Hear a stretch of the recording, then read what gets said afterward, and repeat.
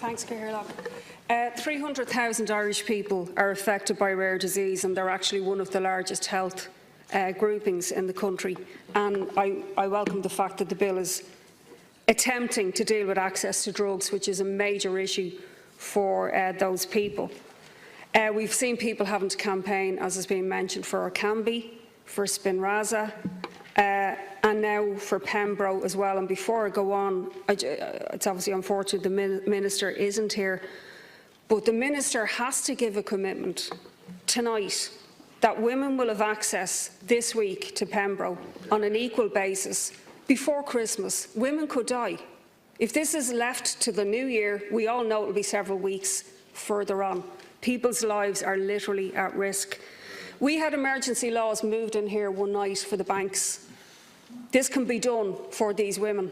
We've heard the Taoiseach saying that it's going to happen, but there's a time impediment here. And it absolutely must come out with a date. And I just commend Vicky Phelan for giving over her time for the other women affected. And I just want to say about these drug companies, because I think it would be wrong for us to just not bring them into the equation. What an indictment of capitalism. Like, what an indictment of the system, that people will suffer and die because vital drugs and treatment are out of their reach, because private drug companies profit and thrive on rarity and thrive on need. CEOs of drug companies, Minister, they were once doctors. Now they're businessmen. And they're paid seven-figure sums. The top 10 global pharmaceutical companies pay in the order of 25 million to Merck, which produces Pembro. The CEO is getting paid.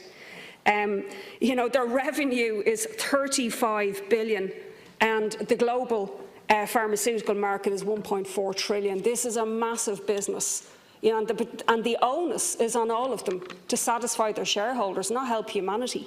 We had the scenario with Martin Shkreli a year or so ago, who told the Financial Times, "My only obligation is to shareholders," and he put up the price infamously of the HIV and transplant drug Daraprim from $13.50 a dose in dollars to $750, a 5,000% increase.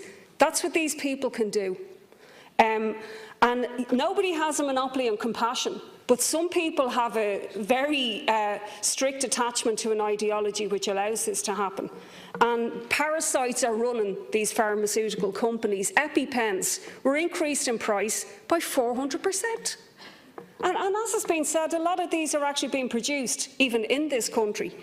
What is the solution? Yes, this bill is making an effort to improve the current situation, which is outrageous, the length of time it takes for people to get a drug trial, to get a licence, and so on.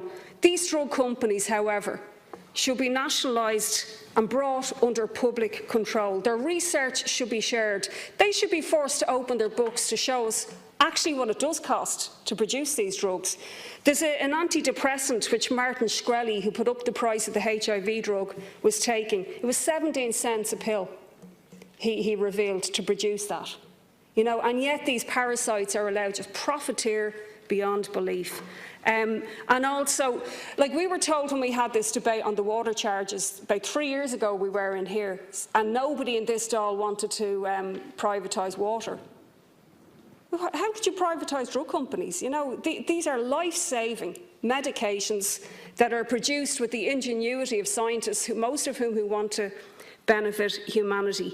We should now look at forcing them to share the research they have. We should look at patent laws which prevent, we saw in South Africa with the HIV drug. They should be taken under public control and run in the public interest, in my opinion. I don't see why it would be any different to water or any other aspect. Health should not be a commodity.